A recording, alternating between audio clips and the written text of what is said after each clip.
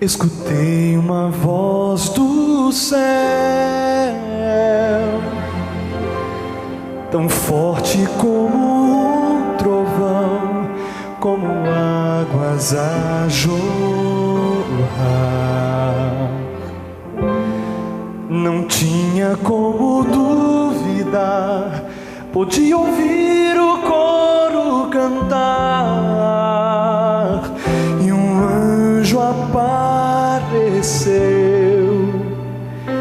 e então sorriu pra mim. Mal posso esperar pra herdar então meu lar, conforme a promessa pela qual lutei, rever os meus amados, que em Cristo descansarão, e ao grande coro quero me unir e juntos celebrar Jesus.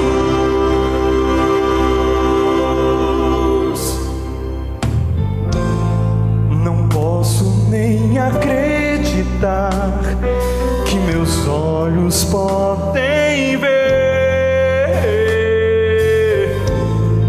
a glória do Senhor Jesus, a estrela da manhã. Vestida a noiva já está, com as puras vestes dos santos, a espera terminou,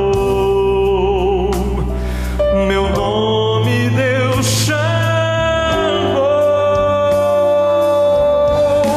Mal posso esperar pra herdar então meu lar, conforme a promessa pela qual lutei, rever os meus amados, que em Cristo descansarão, e ao grande coro quero me unir e juntos celebrar Jesus.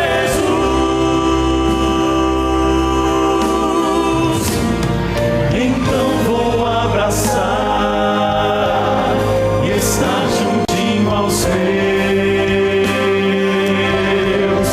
chorar, sorrir, louvar, pois o dia enfim chegou.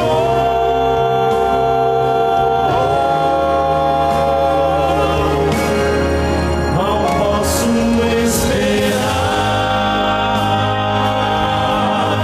pra herdar então meu lar, conforme a promessa pela qual lutei, rever os meus amados, que em Cristo descansarão, e ao grande coro quero me unir e juntos celebrar Jesus.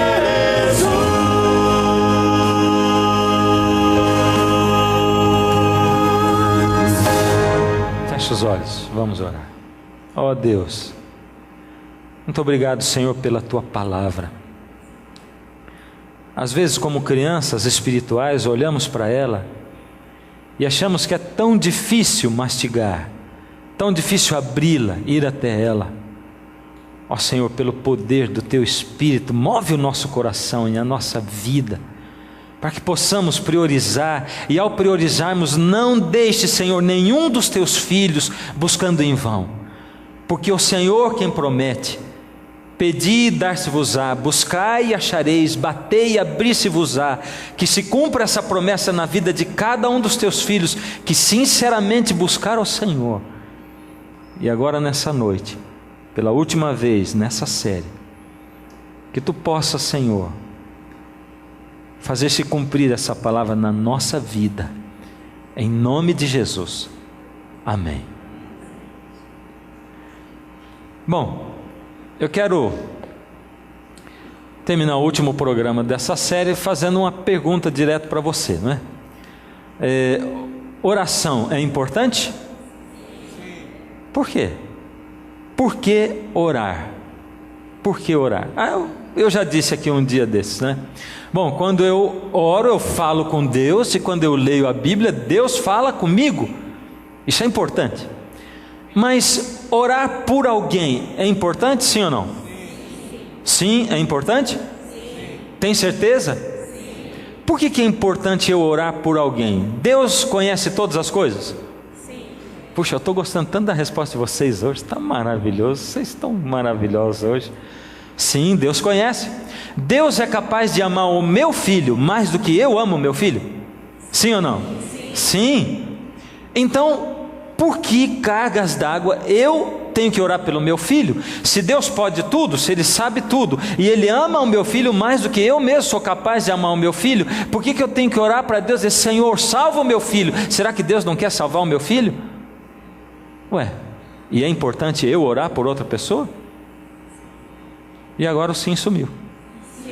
Sim? Você tem certeza? E a pergunta é, por quê? E a palavra de Deus é que tem que responder por quê. Por que é importante orar? Vamos começar lá no meu livro predileto da Bíblia, no Gênesis. Lá diz assim, também disse Deus. Só uma curiosidadezinha, quem foi que disse aqui? Deus. E quando Deus disse, quem é o único que tem poder para criar em todo o universo? Deus, para criar do nada seres humanos, para criar um planeta. O ser humano se diz muito inteligente, a ciência é muito avançada, mas ninguém até hoje foi capaz de criar uma semente que colocada na terra faça surgir uma planta. Não é verdade? Não existe como. Eles não conseguiram até hoje, porque Deus é o único que é capaz de criar esse sistema, porque Ele cria do nada. Mas Deus disse, também disse Deus, façamos o homem à nossa imagem, conforme a nossa semelhança, tenha ele domínio sobre os peixes do mar, sobre as aves dos céus, sobre os animais domésticos, sobre toda a terra e sobre todos os répteis que rastejam pela terra. Ué, se Deus é um só, por que Deus disse façamos o homem? Se só Deus tem poder para criar, por que Ele disse façamos? A Bíblia está dizendo para nós que Deus é mais de um: Pai, Filho, Espírito Santo. 3 deuses? Não, 3 pessoas, um só Deus. Entendeu? Sim, mais ou menos, né? Eu vou deixar essa curiosidade na sua cabeça, que eu não posso entrar nesse assunto hoje, mas a Bíblia é um livro para a gente não parar de estudar nunca, para você descobrir como é que Deus pode ser 3 pessoas e um só Deus só. Bom, agora, Deus disse, façamos conforme a nossa imagem, conforme a nossa semelhança. Quando a gente vai no hebraico, a palavra é damar, que quer dizer parecido com, ou seja, Deus criou o ser humano parecido com Deus. E quando a gente vai nos Salmos, a gente encontra uma coisa, uma declaração maravilhosa, o Senhor dizendo, o salmista dizendo, fizeste-o, ele está falando do ser humano, Davi está dizendo, o Senhor fez o homem, no entanto, por um pouco menor do que Deus, e de glória e de honra o coroaste. Ou seja, o ser humano foi criado à imagem, à semelhança de Deus, fez parecido com Deus e coroou o homem de glória e de honra. Deus, um ser de glória, criou um ser humano cheio de glória. Por isso, o Deus de glória conversava com Adão e Eva face a face, seres criados segundo a sua glória. E a Bíblia diz que eles estavam nus, mas não percebiam, porque eles eram envolvidos pela glória de Deus, e eles podiam suportar falar com Deus face a face, feitos e criados à imagem de Deus. O homem foi colocado na terra para ser representante de Deus na terra. Isso está descrito, eu não posso afirmar por mim mesmo, em Gênesis 1, 28, e Deus os abençoou e lhes disse, sede fecundos, multiplicai-vos, enchei a terra, sujeitai-a, dominai sobre os peixes do mar, sobre as aves dos céus e sobre todo animal que rasteja pela terra. E o homem domina realmente até hoje. Porém, esse domínio que Deus deu para o ser humano era um domínio algo mais do que simplesmente o domínio que nós temos hoje sobre o planeta. A palavra domínio no hebraico é hadar, que quer dizer autoridade de legislar. Deus deu para o ser humano a autoridade de legislar, o domínio total, amplo, completo da terra. Ou seja, Deus colocou o homem como representante de Deus na terra, mas Deus também deu ao homem como o representante de Deus da terra perante o universo. Para a terra, o homem representava Deus, mas para o universo, o homem era o representante da terra. Quer ver? Veja o que esse outro texto diz. Aí está escrito o seguinte, Gênesis 2,15: tomou, pois, o Senhor Deus ao homem e o colocou no jardim do Éden para o cultivar e o guardar. Guardar do quê? Guardar do quê? Para o cultivar e o guardar. A palavra guardar no hebraico é chamar, que quer dizer guardar contra intrusos. Guardar contra intrusos. Porque nessa época Lúcifer, o anjo de luz, já tinha se rebelado, como nós estudamos no início dessa série aqui. Ele já tinha se rebelado contra Deus, usando a sua liberdade de escolha, buscando ser igual a Deus. Ele deixou com que o orgulho o corrompesse. E Deus sabia que Lúcifer iria rondar o planeta Terra, por isso Deus colocou o homem no jardim, na terra, para cultivar e para guardar contra intrusos. Ou seja, o homem era o responsável pelo planeta Terra. Deus deu para o homem autoridade plena em relação ao planeta Terra, autoridade para passar a outro. Sabe como é que é? Deus passou o homem à terra de escritura passada. Deus deu completa autoridade, deu o domínio, mandou guardar contra intrusos. E a gente vê isso descrito no Apocalipse capítulo 5. Dever para você em casa, lê Apocalipse 5, anota aí, busca lá na tua Bíblia, busca um papelzinho, anota agora, Apocalipse 5 para você ler em casa. Ali João, ele se vê numa cena. João, ele começa a ver um livro, escrito por dentro e por fora, selado com 7 selos, um livro escrito, selado com 7 selos. E João começa a ver que não há ninguém no céu, nem na terra, nem debaixo da terra, ninguém digno de abrir aquele livro e de tirar os seus selos. E João começa a chorar desvairadamente, simplesmente porque ele vê que não há ninguém, nem no céu, nem na terra, nem debaixo da terra, que seja digno de abrir o livro. O que será aquele livro? Aquele livro é o certificado de propriedade da terra. Ninguém pode abrir aquele livro, ele está selado com 7 selos. E de repente aparece do lado direito do trono de Deus, a Bíblia diz ali em Apocalipse 5, como que um cordeiro que foi morto. E de repente é dito: eu sou digno, o cordeiro é digno, ele é digno de abrir os selos e de abrir o livro, porque ele foi morto e derramou o seu sangue.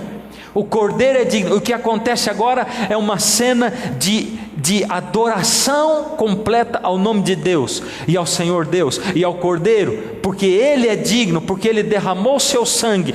O Senhor Jesus foi e comprou de volta. Mas comprou de volta quando? Deus passou o certificado de propriedade para Adão e Eva.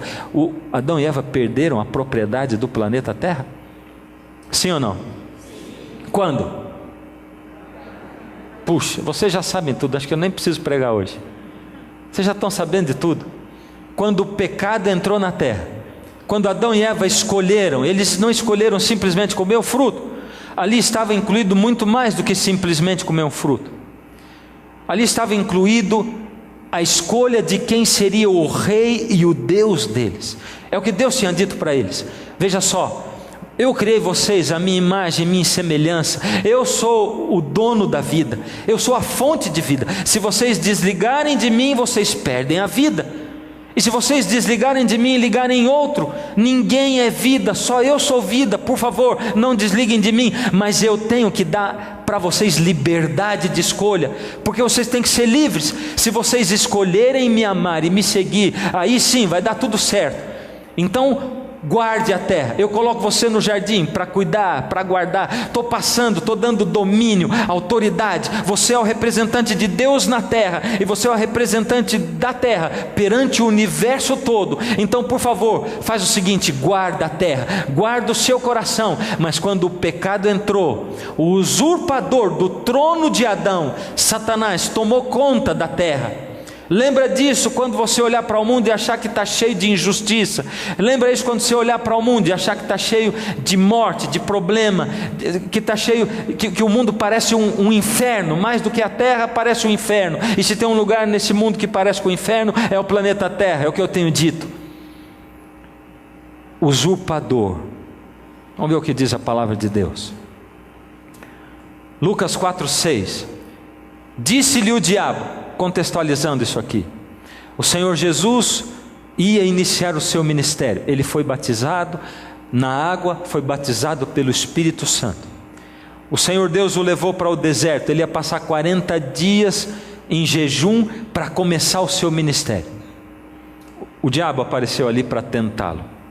No final dos 40 dias, o diabo disse para ele: dar-te-ei toda esta autoridade e a glória destes reinos. O diabo o levou num lugar alto, mostrou num instante todos os reinos deste mundo e disse para ele: eu vou te dar toda a autoridade e a glória desses reinos, porque ela me foi entregue e eu dou a quem eu quiser. Foi entregue para ele por quem? Por Adão. Adão entregou para ele. Jesus não repreendeu o diabo dizendo assim: não foi dada a você essa autoridade, não. Ele não disse isso. Ele diz assim: está escrito. Ele foi para outro lado, mas não questionou. Quando Satanás apareceu lá diante do Senhor Deus, no livro de Jó, e Deus perguntou: de onde você vem? E ele disse: venho de rodear a terra e de passear por ela. A conversa era mais ou menos isso aqui: o que você está fazendo aqui?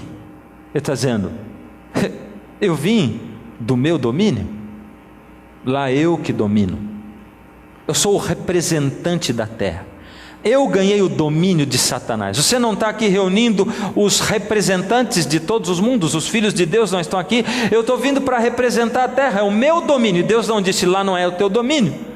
Deus disse: você viu lá na terra, no seu domínio, o meu servo Jó, como ele escolheu ser fiel a mim.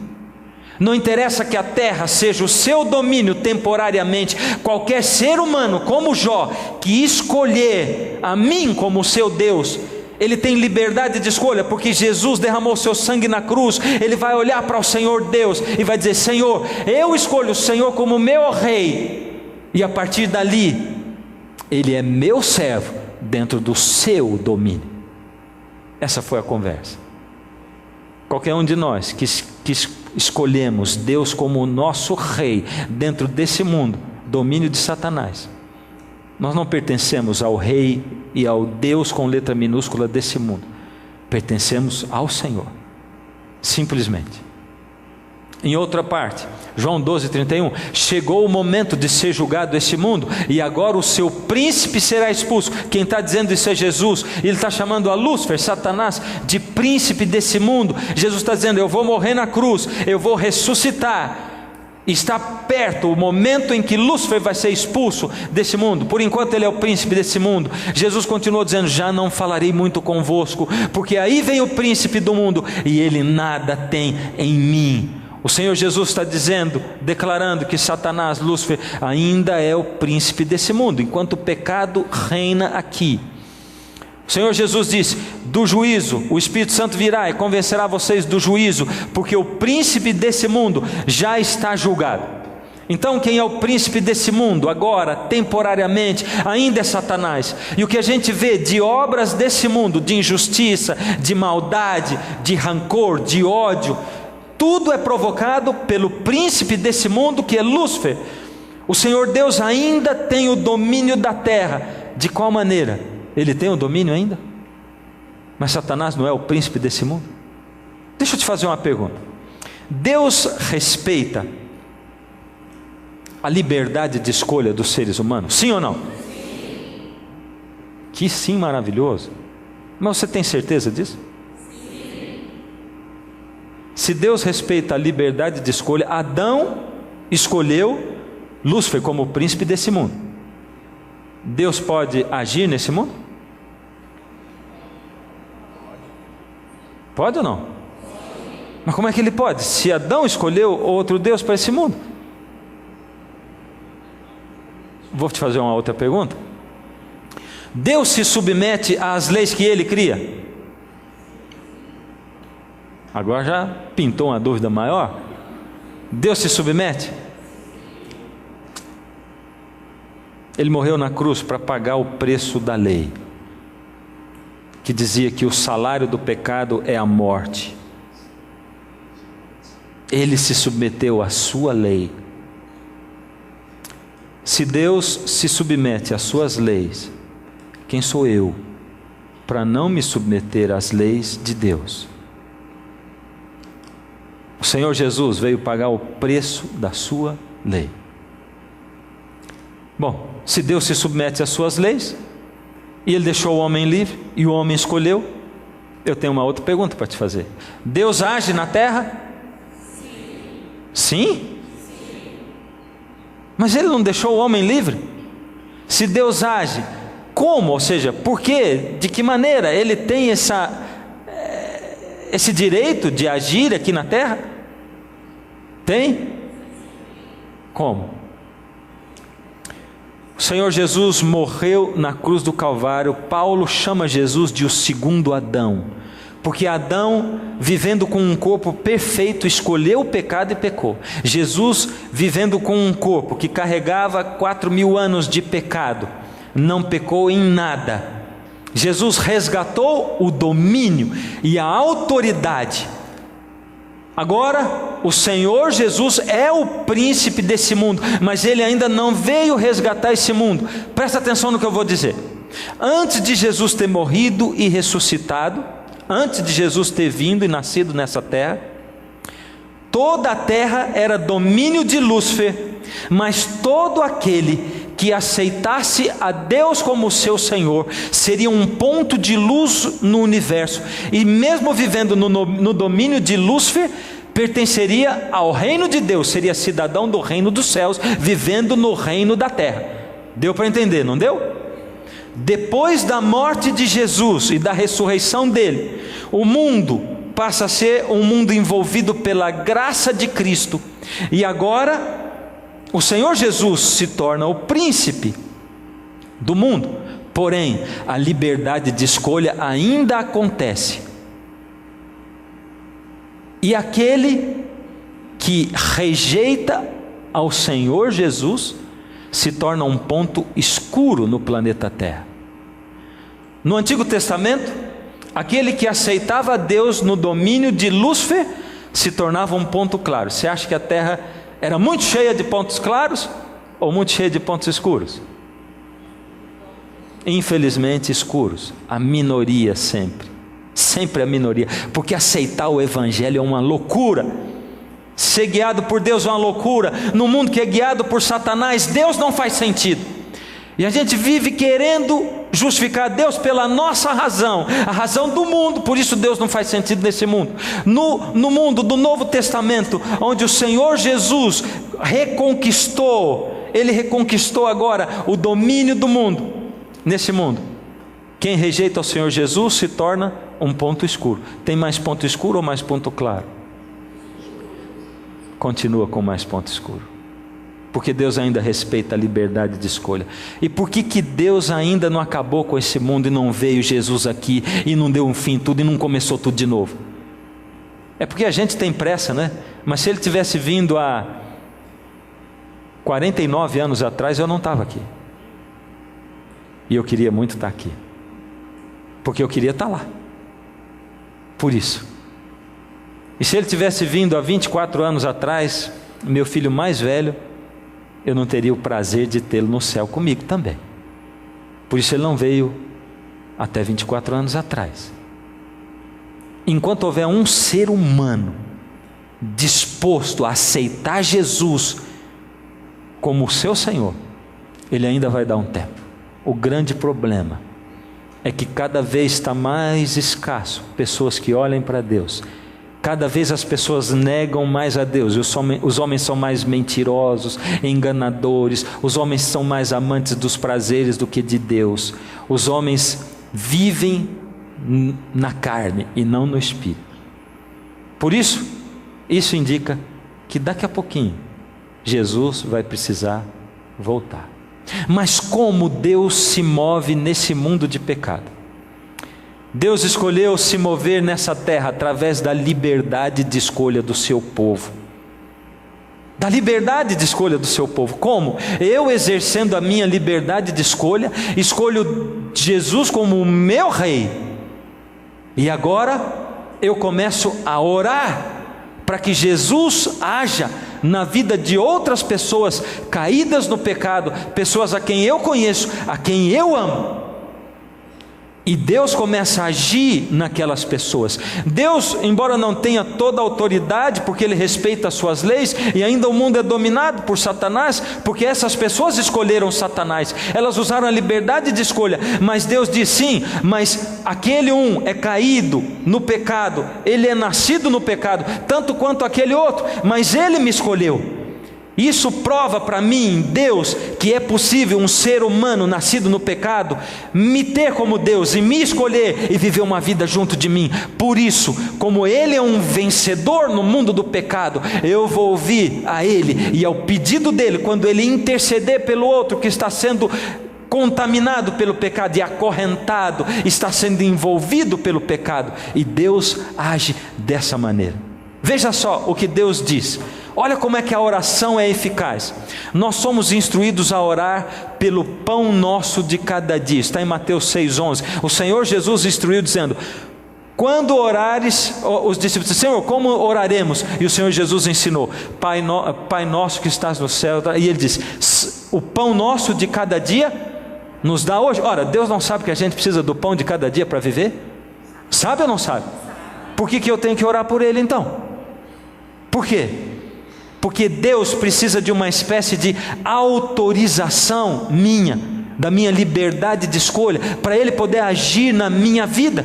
Por isso eu oro: o pão nosso de cada dia nos dá hoje. Ó Senhor, muito obrigado pelo alimento. Ó Senhor, por favor, não deixe com que falte na mesa das pessoas a quem eu conheço, do povo aqui do bairro, nessa cidade. Senhor, abençoa o Brasil. Senhor, abençoa esse mundo.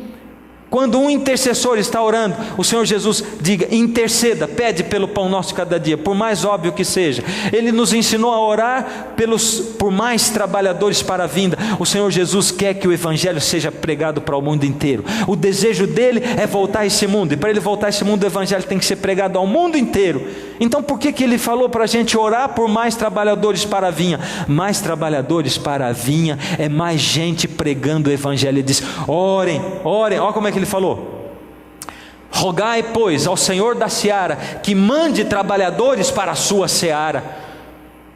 Porque Ele precisa que eu ore, que eu interceda, para que Ele possa agir e mandar mais trabalhadores. Nós somos instruídos para orar por outra coisa óbvia, pelo avanço da pregação. 2 Tessalonicenses 3,1: finalmente, irmãos, orai por nós, para que a palavra do Senhor se propague e seja glorificada, como também está acontecendo entre vós. É Paulo falando: orem por nós, para que a palavra seja pregada e se propague. Ora, se Deus tem o poder, se Paulo entregou a vida a Deus, por que ele está dizendo orem por nós? Porque quanto mais pessoas que entregaram a vida a Deus estiverem intercedendo, mais isso vai acontecer. Olha só, Jesus nos ensinou a orar. Ele foi quem nos ensinou a orar dessa maneira: venha o teu reino, faça-se a tua vontade, assim na terra como no céu. Por que eu tenho que orar para Deus fazer a vontade dEle? Se é a vontade de Deus, por que na oração do Pai Nosso Jesus diz assim: ora dizendo, faça-se a tua vontade? É porque Deus precisa que um pecador caído na escravidão do pecado, nascido na escravidão do pecado, arrancado de lá, usando a sua liberdade de escolha, ore a Deus e interceda pelo mundo dizendo: Senhor, eu sou um pecador miserável, mas sou salvo pela graça de Jesus, por isso eu estou rogando ao Senhor e intercedendo pelos outros pecadores como eu, que não receberam a luz do Evangelho. Senhor, que o inimigo, que nem principados e potestades, que nem um poder no céu nem na terra, impeça ao Senhor de fazer a sua vontade, assim na terra como no céu. E aí Deus vai e realiza a vontade dele. Vamos continuar um pouquinho a história do Elias. Ele foi avisado por Deus que iria parar de chover. Você lembra por quanto tempo? 3 anos e meio. Vocês estão afiados. Olha só, Tiago 5,17. Elias era homem semelhante a nós. Que tremenda declaração isso. Elias, com todo aquele poder e autoridade, ele era semelhante a nós, sujeito aos mesmos sentimentos, e orou com instância para que não chovesse sobre a terra, e por 3 anos e 6 meses não choveu. Por que Elias orou com instância para parar de chover? Se foi Deus quem chamou Elias e disse assim: vai lá e avisa o rei que eu vou fazer parar de chover 3 anos e meio. Deus avisou que ia parar de chover, e Elias foi lá e orou com instância para parar de chover. Aí tem alguma coisa, uma mensagem muito importante para mim. Deus desejava fazer aquilo, mas Deus necessitava de um intercessor, alguém que orasse, clamando a Deus, para que Deus pudesse realizar aquela vontade. Por isso Elias foi e orou com instância. 3 anos e meio depois, o que aconteceu? 1 Reis 18:1. Muito tempo depois veio a palavra do Senhor a Elias no 3º ano, dizendo: vai, apresenta-te a Acabe, porque darei chuva sobre a terra. Deus disse para Elias: vai lá e se apresenta a Acabe, porque eu vou dar chuva sobre a terra. E Elias foi. Você se lembra, no último programa, o rei levou um susto quando ele, ou melhor, o rei foi se encontrar com Elias no meio do mato onde ele estava. E o rei chegou e disse assim: é você o transtornador de Israel? É você o bagunceiro que anda bagunçando o coreto aqui? E Elias diz: eu não estou bagunçando nada. É você, rei. Pela autoridade do poder de Deus que estava em Elias, ele falava com intrepidez, e ele tinha que mostrar ao rei que o rei aqui estava errado. É por isso que muitas vezes você vai ser repreendido pela palavra de Deus. Por isso Elias diz: é você que anda adorando aos deuses, a Baal, aos Baalins, aos ídolos, você que está transtornando e que está acabando com a ordem de Israel. Elias disse: eu tenho alguma coisa para propor para você. O povo está em dúvida se eles adoram a Deus ou a Baal, não é verdade? É porque só eu de profeta sobrei de Deus. Agora, de Baal tem 450 e mais 400 do poste ídolo. E eles estão aí. Então faz o seguinte: ajunta todos os profetas de Baal e do poste ídolo. Eles vão fazer um altar e eu vou fazer o outro. E nós vamos orar o altar sobre o qual descer fogo. Esse é o altar do Deus verdadeiro. E aí fizeram o altar. Os profetas de Baal passaram a manhã inteira tentando fazer com que aquele altar descesse fogo do céu, e não desceu.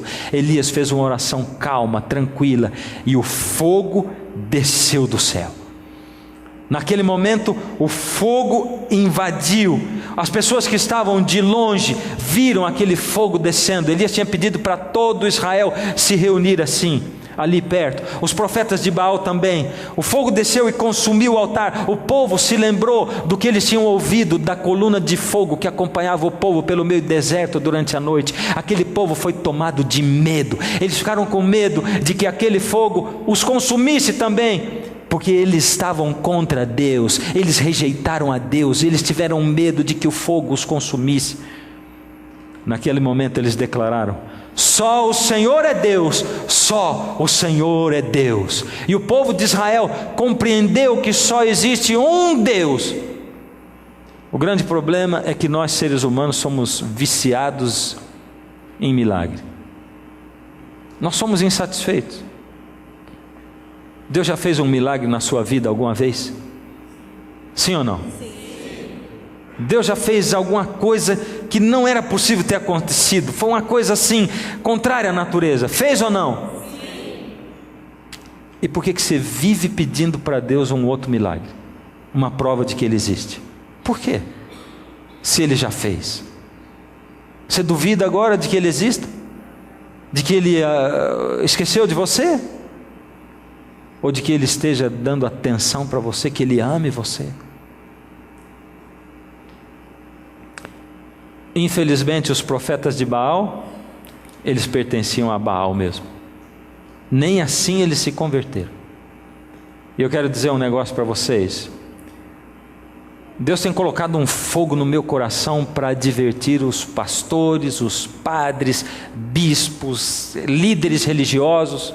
Ele tem colocado um fogo no meu coração, porque eu pertenço a essa mesma classe, e eu sei o tamanho da responsabilidade que o Senhor coloca sobre nós. O Senhor não vai ter por inocente nenhum de nós. Se você tem dúvidas sobre a palavra de Deus, e você é líder religioso, você não resolve, porque você ama tanto o teu emprego na tua igreja, que você não pode entregar o coração a Deus, o Senhor não vai ter você por inocente. Se você ama tanto as pessoas da sua igreja, que você não é capaz de deixar as pessoas por causa da verdade, se você ama tanto o seu modo de agir e de proceder, que você não é capaz de abandonar as coisas por causa de Deus, o Senhor Deus não vai tomar por inocente nenhum de nós. 1 Reis 18:40, Elias disse: lançai mão dos profetas de Baal, que nenhum deles escape. E aquele dia, aqueles todos profetas de Baal sumiram do mapa. Maldoso Deus, não é verdade? Aqueles homens foram mortos nessa vida. Aquele povo estava sendo levado por eles a serem mortos eternamente. Eternamente. Vida eterna. Por isso o Senhor Jesus diz assim: naquele dia muitos me dirão: Senhor, Senhor, em teu nome não profetizamos, não expelimos demônios e não fizemos muitos milagres?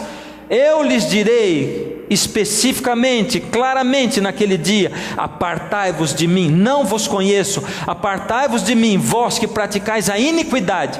Vocês estão fazendo milagres no meu nome, mas eu não conheço vocês, porque vocês não estiveram diante de mim. Vocês estão fazendo coisas para agradar a vocês mesmos. Vocês estão num ministério, eu não enviei você. Eu não enviei você porque eu não conheço você. Agora era tempo de chover. Deus tinha dito que ia parar de chover 3 anos e meio. Agora é hora de voltar a chover. Elias olha para o rei Acabe e diz: Rei, sobe, come e bebe, porque já se ouve ruído de abundante chuva. Rei, sobe ali agora, come e bebe, se prepara para a chuva, porque já se ouve ruído de abundante chuva. Ruído de chuva? Será que estava dando trovão mesmo? Vento? Relâmpago? Era isso? Nada. Não tinha nada. Não tinha vento, não tinha relâmpago, não tinha nenhuma nuvenzinha pequenininha no céu. A seca estava lá, o céu azul, não tinha nem sinal de que ia chover. Elias não estava falando de que ele estava ouvindo com os ouvidos espirituais, pela fé que ele tinha. A fé é a coisa mais importante que nós precisamos ter. Quem não tem fé, por misericórdia, pede a Deus que dá em abundância. A palavra de Deus diz: de fato, sem fé é impossível agradar a Deus, porquanto é necessário que aquele que se aproxima de Deus creia que Ele existe e que se torna galardoador daqueles que o buscam. 1 João 5,14. E essa é a confiança que temos para com Deus, que se pedimos alguma coisa segundo a sua vontade, Ele nos ouve. Opa, se pedimos alguma coisa, Ele nos ouve, mas tem que ser como? Segundo a sua vontade. Jesus ensinou: seja feita a tua vontade. Tudo que eu peço tem que ser feito segundo a vontade de Deus. Senhor, seja feito de acordo com a tua vontade. Não vai acreditando no milagreiro que dá ordem para Deus. Deus não é cachorrinho de milagreiro. Eu tenho falado e repetido para você. pedimos segundo a sua vontade. Ele nos ouve, e sabemos que se Ele nos ouve, e se sabemos que Ele nos ouve quanto ao que lhe pedimos, estamos certos de que obtemos os pedidos que lhe temos feito. Agora presta atenção, vamos para a história do Elias de novo. 1 Reis 18:43. E disse ao seu moço: sobe e olha para o lado do mar. Ele subiu, olhou e disse: não há nada. Então lhe disse Elias: volta. E assim por 7 vezes. O que Deus tinha dito para Elias? Vai lá, se apresenta para o Acabe, porque eu vou fazer chover na terra. Deus não disse que ia fazer chover? Elias não falou para o Acabe: já ouço um ruído de chuva abundante, não foi o que ele falou? Olha agora, Acabe sobe para comer e beber e se preparar para a chuva, e Elias vai orar. E Elias fez uma oraçãozinha igual ele fez no Monte Carmelo: Deus, a chuva agora. E começou a chover. Foi ou não foi? Não. Ele orou, pediu a Deus a chuva, mas Deus tinha dito que ia chover, mas ele pediu. E falou para o moço, era o auxiliar dele: vai lá, dá uma olhada para o lado do mar e vê se tem alguma nuvenzinha. E o rapaz disse: nada. E ele orou de novo, e a mesma coisa, nada. E voltou, e de novo, nenhuma nuvenzinha, nenhum ventinho, nenhum relâmpagozinho, nenhum trovãozinho, nada. 1, 2, 3, 4, 5, 6 vezes. 6 vezes. Na 7ª vez disse: eis que se levanta do mar uma nuvem pequena como a palma da mão do homem. Então disse ele: sobe e dize a Acabe. Elias falando para o moço: sobe e dize a Acabe: aparelha o teu carro e desce, para que a chuva não te detenha. Uau! Se Deus disse para ele que ia chover porque ele teve que orar 7 vezes, é porque Deus precisa de intercessores. É porque o diabo e os seus anjos estavam querendo fazer de tudo para impedir que a vontade de Deus fosse feita. Por isso Elias teve que orar 7 vezes, que é o número da perfeição. E eu vou dizer um negócio para você. Eu li isso aqui nesse comentário bíblico que diz assim: houvesse ele sido vencido pelo desencorajamento na 6ª vez, sua oração não teria sido respondida, mas ele perseverou até que a resposta veio. Perseverou, oração insistente, oração perseverante, 1 vez, 2 vezes, 3 vezes, 7 vezes, 70 vezes 7, orando e clamando: Deus, mas parece que o Senhor não está ouvindo. Filho, calma, continua orando. Para você é bom orar, e para mim é bom que você ora. Eu estou esperando, eu estou chamando outros para orarem também. Vamos fazer uma corrente de oração. Filho, espera aí, tem outro orando. Que coisa maravilhosa. Em algum momento você sentiu que alguém estava orando por você na sua vida? Já? Levanta a mão quem já sentiu isso. E depois a pessoa chegou e diz assim: eu orei por você. Ah, coisa tremenda isso. Orar por alguém e essa pessoa saber que você orou. Não é verdade? Deus chamar você para orar por uma pessoa, especialmente por aquela pessoa. Trevas envolveram o Monte Carmelo agora, nuvens de chuva, a noite chegando junto. Dentro em pouco os céus se enegreceram com nuvens e vento, e caiu grande chuva. Acabe subiu ao carro e foi para Jezreel. E se você continuar lendo a sua Bíblia, você vai ver uma cena incrível. Como estava de noite, escuro, e a chuva era muito, muito forte, depois de 3 anos e meio sem chuva. Elias, que durante o dia tinha desbancado o rei Acabe, tinha metido o dedo no nariz dele, e tinha dito para ele que ele era o responsável por o povo estar passando o que passava.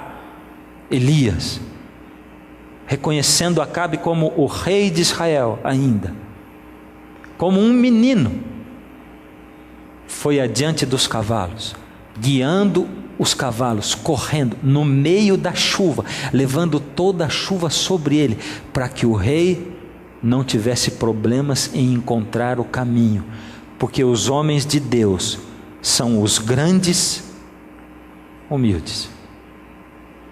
O Senhor Jesus foi o maior de todos, em poder e humildade. Não é verdade? O homem de Deus, ele não quer simplesmente meter o dedo no nariz dos outros. Ele ama. E Elias era o grande humilde. Eu quero terminar tocando num assunto com vocês. Malaquias 4:5 diz: eis que eu vos enviarei o profeta Elias, antes que venha o grande e terrível dia do Senhor. Deus está dizendo que vai enviar o profeta Elias, antes que venha a volta de Jesus. Essa profecia tem duas aplicações. Uma diretamente para agora, outra para a primeira vinda de Jesus. É para as duas vindas dele. Na primeira vinda de Jesus é bem claro: ele converterá o coração dos pais aos filhos e o coração dos filhos aos seus pais, para que eu não venha e fira a terra com maldição.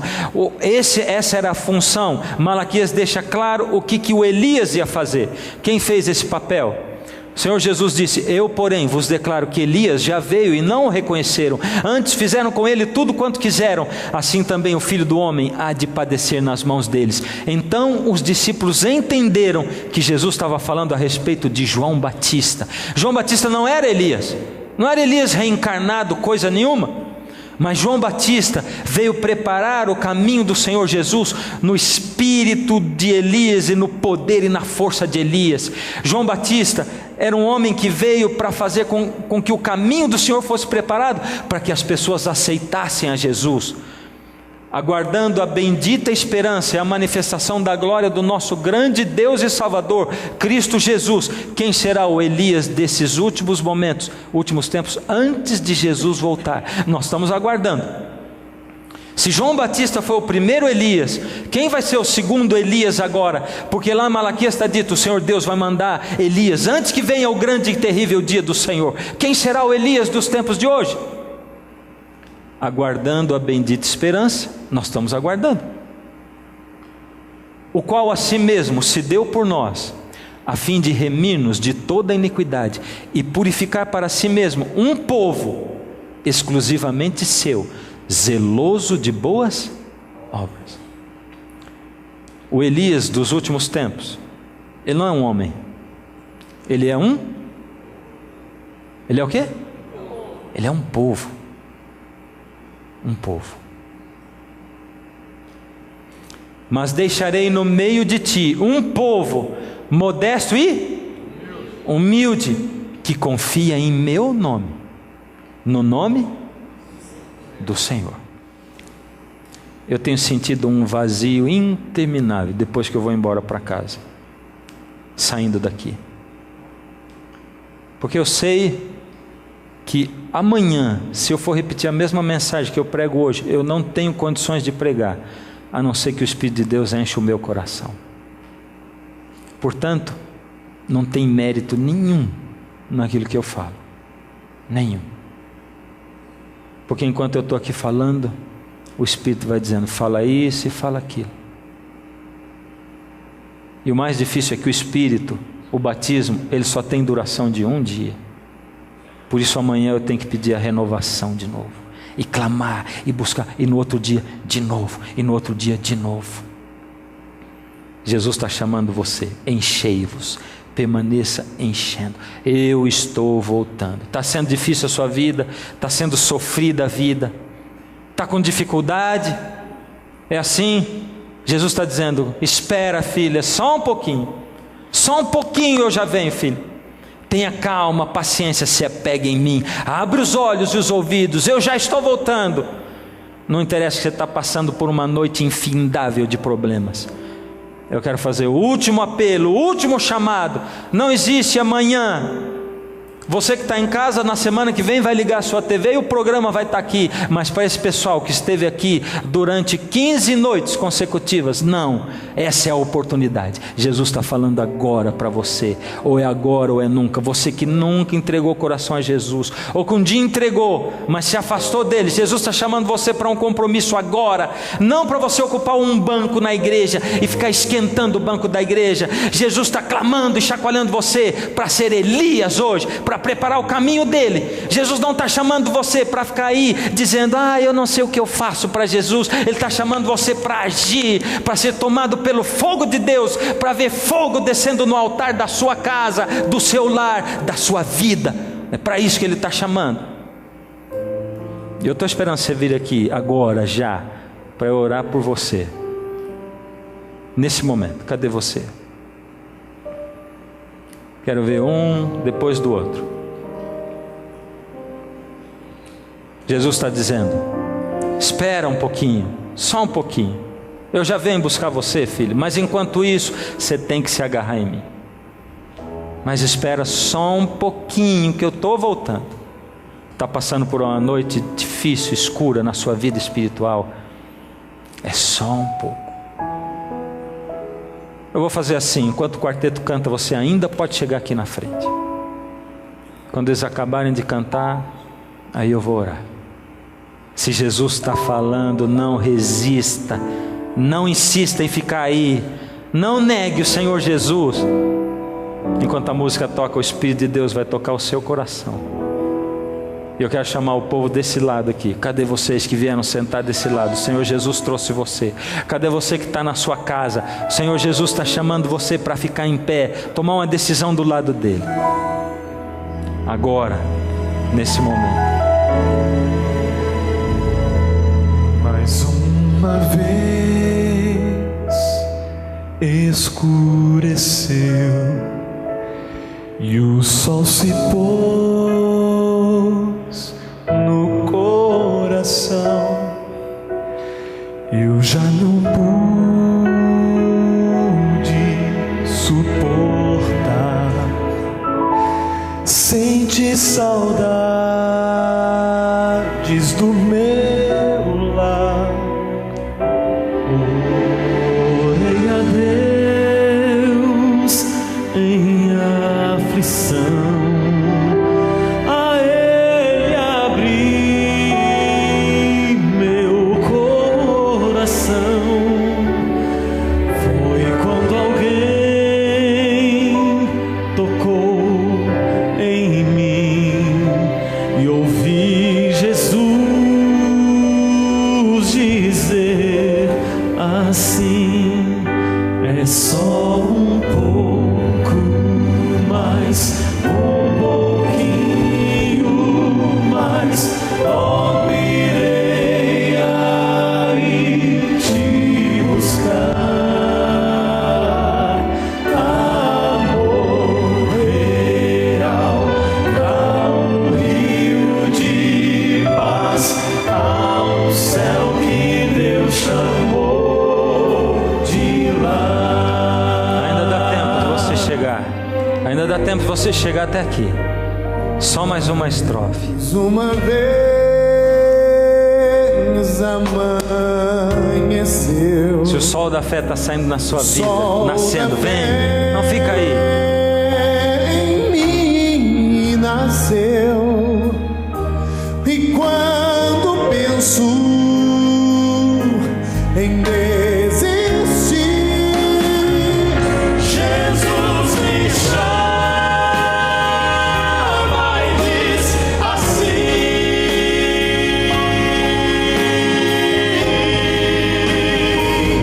é só um pouco mais, um pouquinho mais, logo irei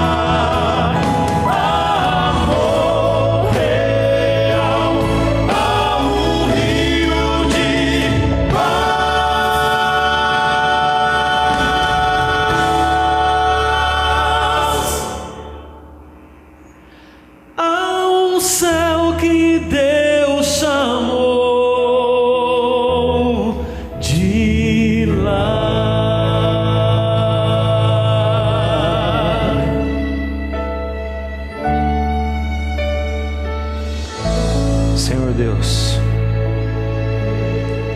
quero entregar nas tuas mãos, Senhor,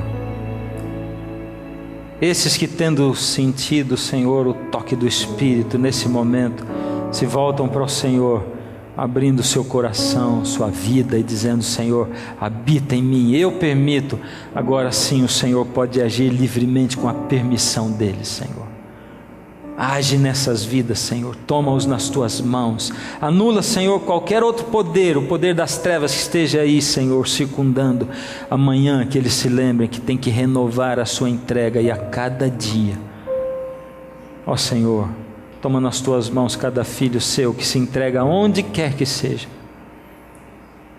Confirma para nós, Senhor, essa entrega, continua falando conosco, ó Senhor. Sabemos que o Senhor existe, porque o Senhor opera na nossa vida. Entregamos tudo que somos ao Senhor, em nome de Jesus, amém.